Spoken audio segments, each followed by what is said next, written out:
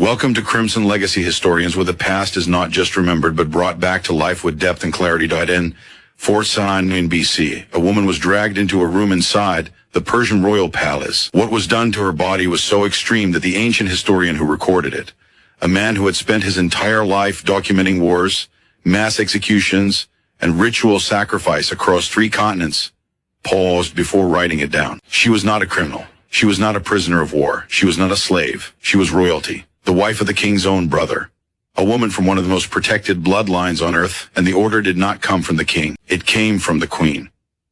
But the reason it happened, a specific, traceable chain of decisions that put this woman in that room, started years earlier, on a battlefield 1,000 miles away, with a king who had just suffered the most public humiliation of his life and could not accept what he had become. Before this is over, a sacred oath will be weaponized. A hand-woven robe will function as a confession no one can deny. A royal birthday will become an inescapable trap. And an entire branch of the Persian royal family will be erased from existence, not by a foreign army, not by revolution, from the inside, by the people who share the same blood. And the man who caused all of it will be murdered in his own bed by the men he trusted to protect him while he slept. This is how it happened. Crimson Legacy Historians covers the parts of history that mainstream sources leave out. And this story is one of the reasons why. If this is the kind of content you want to see more of, subscribe now. It's free, and it directly determines whether stories like this one keep getting made. To understand what happened inside that palace, you need to understand what happened outside of it first. In 480 BC, Xerxes I launched the largest military operation the ancient world had ever seen. Even conservative modern estimates place his combined forces at over 200,000 men. For context, most Greek city-states could field armies in the low thousands. Sparta's entire military citizen class was fewer than 10,000. Xerxes was not invading Greece. He was erasing it. He had inherited the campaign from his father, Darius I, who had been defeated at Marathon in 490 BC and died before he could launch a second attempt. Xerxes took the project personally. He spent 4 years preparing. He ordered a canal dug through the peninsula of Mount Athos so his fleet would not repeat the route that had wrecked his father's ships. He had pontoon bridges constructed across the Hellespont. When a storm destroyed the first set, Xerxes ordered the water itself whipped and branded with hot irons. That detail is often presented as madness. It was not. It was theater. Xerxes ruled an empire of dozens of ethnic groups and languages. His authority rested on the perception that he operated on a different plane than ordinary men. Punishing the sea was a message to his own army. And, for a time, the message held. His forces crossed into Europe. At Thermopylae, a Greek rearguard led by 300 Spartans held a narrow pass for 3 days before being outflanked and destroyed. Xerxes pushed south. Athens was evacuated and burned. Greece appeared to be falling. Then came Salamis. The Greek fleet lured the Persian navy into a narrow strait. The passage was too tight for Persian ships to maneuver. Vessels collided with each other. Command signals could not reach the outer formations. The Greeks tore the fleet apart. Xerxes watched from a golden throne positioned on the hillside above the strait. He had placed it there deliberately, so the fleet would know the king was watching, so that every captain, every oarsman, every marine would understand that their performance was being observed by the man who could elevate or destroy them with a single word. Now that same throne forced him to watch as his ships rammed each other, capsized, and burned. When the battle ended, the Greek fleet controlled the strait. The supply line connecting the Persian army to Asia was severed. Without the navy, the land campaign could not be sustained through winter. Xerxes made a decision that would define everything that followed. He left. He did not stay to regroup. He did not attempt to rebuild the fleet. He withdrew from Greece entirely, leaving his general Mardonius behind with a land force of roughly 80,000 men. That army fought on for another year before being destroyed at the Battle of Plataea in 479 BC. Xerxes never returned to Greece. He never launched another Western campaign. And that fact, the withdrawal, the silence that followed it, the 14 years of inward retreat is where this story actually begins. Xerxes was not deposed. The Persian Empire was still the largest political entity on earth, stretching from Libya to the Indus Valley, containing roughly a third of the world's population. But empires do not run on territory. They run on perception. Xerxes had crossed the Hellespont with the explicit promise of conquest. He returned without it, in a court system where the king's authority was linked to divine favor, where the Achaemenid monarch was presented as the chosen instrument of Ahura god of truth and order. Military failure was not just a setback. It was a theological problem. No one said this openly. Persian court culture did not permit direct criticism of the king, but the behavioral shifts were visible. Governors consolidated regional power. Tribute payments slowed. The network of royal informants reported increasing independence among provincial administrators inside the palace. The change was different. Xerxes retreated from military campaigns entirely. For the remaining 14 years of his reign, he launched no major operations. He turned to construction, expanding Persepolis, commissioning elaborate reliefs, emphasizing his titles and his divine connection. He also turned to the internal life of the court. A king who has lost the external stage often tries to reclaim authority on the internal one. And Xerxes' internal stage was a palace filled with family, servants, and nobles whose positions depended entirely on his favor. One person in particular caught his attention. Xerxes had a brother named Masistes. Masistes was not a peripheral figure. He had commanded troops during the Greek campaign and governed Bactria, the strategically critical province covering parts of modern Afghanistan and Central Asia. He was royalty by blood, military by career, and politically significant by position. He was also married, and Xerxes wanted his wife. This is recorded directly in Book 9 of Herodotus' histories. Xerxes pursued the wife of Masistes. She refused. The king of the Achaemenid Empire, the man who controlled the largest army, the largest treasury, the largest administrative network in the world. And this woman, whose name Herodotus does not even record, said no. Xerxes did not force the issue, not out of moral hesitation. Herodotus gives no indication ethics played any part. The reason was strategic. Masistes had troops. He had regional authority. He had the loyalty of one of the most militarily capable provinces in the empire. Taking his wife by force would be an act of aggression against Masistes himself. And that would create a problem Xerxes could not afford, not after Greece, not with the court already watching. So the king changed strategy. He would not go directly at what he wanted. He would rearrange the board until what he wanted was within reach. The tool he used was marriage. He arranged for Zelda's son, Crown Prince Darius, to marry Masistes' daughter, a woman named Artaynte. Royal families in the ancient Near East married within themselves routinely. The Achaemenid dynasty in particular practiced endogamy, keeping bloodlines, wealth, and alliances consolidated within the ruling house. No one would have questioned the match. It looked like standard dynastic maintenance, but the purpose was not consolidation. The purpose was proximity. By marrying Artaynte into the crown prince's household, Xerxes brought Masistes' entire family physically closer to the royal court, closer to the palace, closer to him. The original target, the mother, was now accessible through the social obligations that came with having a daughter in the king's household. Family visits, court ceremonies, seasonal relocations between Susa and Persepolis. Xerxes had engineered a reason for her to be near him without anyone suspecting his motives. But proximity has a way of rearranging intentions. Bridges carry traffic in both directions. And the excess Xerxes had created produced an outcome he had not planned for. His fixation shifted from the mother to the daughter. Artaynte, the woman who had just married his own son. Herodotus does not narrate a seduction, he records the results. Xerxes and Artaynte began an affair. His son's wife, his brother's daughter, his daughter-in-law. Every one of those relationships carried its own category of violation, familial, political, dynastic. And unlike her mother, Artaynte did not refuse. Why? The honest answer is, we don't know. Herodotus does not give her an interior voice. She may have desired the king. She may have feared him. She may have seen an opportunity. In a court where a woman's security depended entirely on male favor, proximity to the most powerful man alive was not a sentimental decision. It was a survival calculation, or she may have had no real choice at all. The record does not tell us. What the record tells us is that the affair continued in secrecy. The court either did not notice or chose not to see. In palaces where the wrong observation could end a life, strategic blindness was a professional skill. But secrecy requires discipline. And Xerxes was not disciplined. He made a promise he could not take back. During one of their encounters, Xerxes swore a royal oath to Artaynte. She could ask for anything she wanted, and he would grant it. In the Achaemenid system, royal oaths carried religious authority. They invoked Ahura Mazda, the supreme deity whose favor legitimized the king's rule. Breaking such an oath was not embarrassing. It was an act of cosmic disorder. It undermined the very framework that made the king the king. Xerxes made the oath expecting a manageable request: gold, jewelry, an estate. Artaynte asked for the robe he was wearing. This was not an ordinary garment. It was a specific, identifiable robe handwoven by Queen Amestris as a personal gift to the king. The court knew this.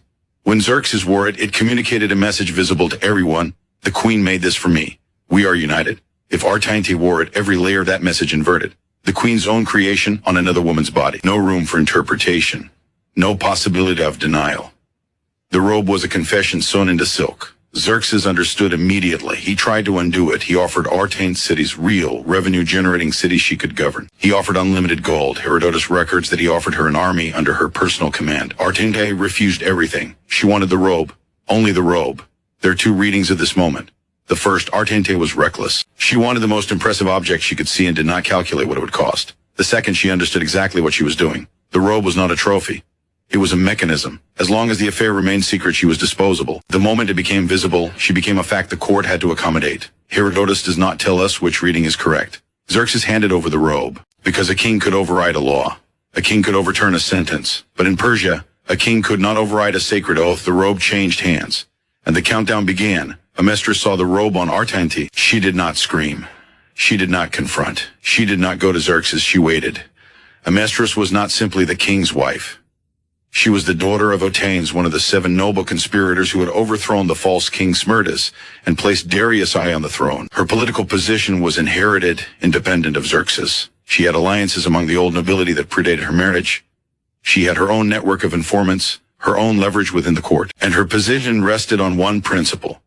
The queen could not be publicly humiliated without response. This was not vanity. In the Persian court, where dozens of women competed for the king's attention, a queen's power was maintained through the visible understanding that challenging her carried consequences. The moment that understanding collapsed, every ambitious woman, every rival family, every faction looking for a new patron would begin repositioning. Amestris did not see the robe and feel betrayed. She saw the robe and identified a threat, and then she made a decision that reveals more about court power than almost anything else in Herodotus. She did not target Artaynte. She targeted Artaynte's mother, the wife of Masistes. Herodotus said Amestris believed the mother had orchestrated the affair, that she had pushed Artaynte toward the king to elevate their branch of the family. Whether Amestris genuinely believed this, or simply found it useful to believe, whether this was suspicion or justification, the record cannot tell us. What the record tells us is that she did not act immediately. She looked at the calendar, and she waited for one specific day. Once a year, on the king's birthday, Persian custom required the king to grant any request made during the royal feast. This was not optional. It was embedded in the ritual structure of the monarchy. Refusing a birthday request, especially one made by the queen, before the assembled court, would be a visible violation of tradition severe enough to undermine the king's own legitimacy. Amestris had waited for this day. During the feast, before the nobles, the priests, the military commanders, the provincial governors, she made her request. She asked for the wife of Masistes to be handed over to her. Everyone in that room understood what that meant. Xerxes understood what it meant. He tried to stop it. He pleaded with Amestris privately, pulling her aside during the feast, offering alternatives, other gifts, other satisfactions. Amestris held. She had chosen her request. She had chosen her timing. She had chosen her audience. She was not negotiating. Xerxes then left the feast and went to Masistes directly, without explaining the affair, without revealing the queen's plan, without disclosing any of the actual danger. He urged his brother to divorce his wife, to let her go voluntarily. He offered to arrange a new marriage. A better one, he offered his own daughter as a replacement. Think about what that means.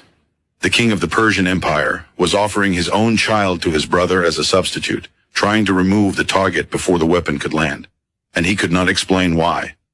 Masistes refused. He had no idea what was happening. No one had told him about the affair, the robe, or the queen's plan.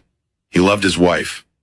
He saw no reason to abandon her on the vague, inexplicable urging of a brother who would not give a straight answer. And Xerxes, trapped between a birthday custom he could not violate, a wife who had outmaneuvered him, and a brother who would not cooperate with a rescue he did not know was being attempted, gave consent. He handed the woman over. The man who commanded the largest empire in human history had been maneuvered into granting permission for something he actively did not want to happen. The oath to Artaynte had stripped his control over the secret. The birthday custom stripped his control over the consequence. The tools of his own authority had been turned against him by a woman who understood those tools better than he did. The wife of Masistes was taken into Amestris' custody.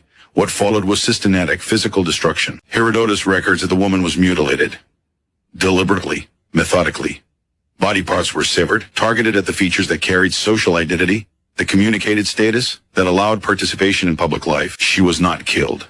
She was left alive, conscious, and returned, carried back through the corridors of the palace, past the same guards, the same servants, the same officials who had seen her walk in whole. This was not conducted in secrecy. It was not a quiet disappearance that could be denied later. The woman was sent back into the visible world, permanent, undeniable, and impossible to ignore, because the purpose was not only to destroy one woman. The purpose was to install a message in the mind of every person who saw her, every noble woman considering her own ambitions, every rival family weighing its options, every faction looking for a crack in the queen's authority. The message did not need to be spoken. It was written on a human body. This is what happens. The wife of Masistes had not conducted the affair. She had rejected Xerxes when he approached her. By every indication in the historical record, she had done nothing to invite what was done to her. The target was chosen not for guilt, but for maximum visibility. Masistes was a governor. His wife was known. Her condition would be seen, discussed, and remembered across every corridor of the court. And that was the point. When Masistes saw what had been done to his wife, his response was immediate. He did not petition the king. He did not seek mediation. He gathered his sons, gathered his household, and turned east, toward Bactria. His plan was to raise the province in open revolt against Xerxes, to use his position as governor, his military experience, and the legitimacy of his grievance to assemble a force capable of challenging the throne. For the first time, the private scandal had crossed into imperial security. A governor with royal blood, military credentials, regional loyalty, and a legitimate reason for fury was marching toward an army he personally controlled. If he reached Bactria, the situation became a civil war. Xerxes did not send envoys. He did not open negotiations. He did not offer compensation. He sent soldiers, fast-moving cavalry units, dispatched with a single instruction. Masistes and his sons were intercepted on the road before they reached Bactria. They were killed. All of them. An entire branch of the Achaemenid royal family. A brother, his sons, their households, removed from existence. Not in battle, not by foreign invasion, not by disease, by a sequence of decisions that started with one man hearing the word no and deciding he could not accept it. After the killings, the Persian Empire continued to function. Taxes were collected. Armies were maintained. Construction at Persepolis moved forward. The administrative machinery Darius I had built was robust enough to absorb internal bleeding without visible collapse. But the court had witnessed something that could not be unwitnessed. The king, manipulated by his own customs, unable to protect a member of his own family from a punishment he did not sanction. Ordering the execution of his own brother not over a policy dispute or treason, but over a personal scandal he himself had initiated. For the Persian nobility, men who staked their careers and their families' futures on the stability of the throne, this was information. It told them that proximity to the king was no longer a guarantee of safety. That loyalty could be overridden by impulse. That the rituals meant to stabilize the monarchy could be weaponized by anyone clever enough to understand them. When that kind of information enters a court, it does not leave. It sits in the back of every conversation. It shapes every calculation. It changes the answer to the question that every person near power is always asking. Am I safe? For 14 years, that question circulated through the palaces at Susa and Persepolis. In 405 BC, the answer arrived. Xerxes was assassinated in his own bedchamber. The man who killed him was Artaynte, commander of the royal bodyguard. The man whose sole institutional function was to keep the king alive while he slept. He was aided by Achaemenid, a court eunuch who controlled physical access to the king's private chambers. Consider the geometry of that. The two people with the most intimate access to the king, the men who guarded his door, and the man who held its key, coordinated his death. These were not outsiders. These were not rebels from a distant province. These were the innermost circle, the men who dressed him, who walked beside him, who stood in silence while he slept. They had watched him for years.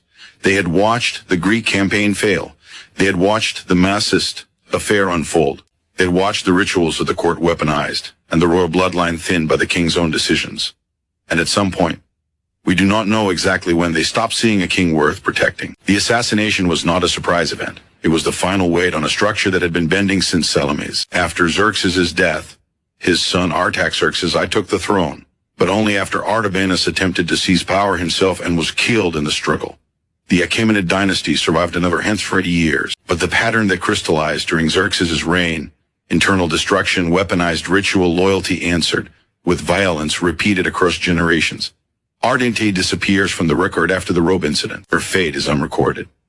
The wife of Masistes, the woman who refused a king and was destroyed for someone else's decisions, also disappears.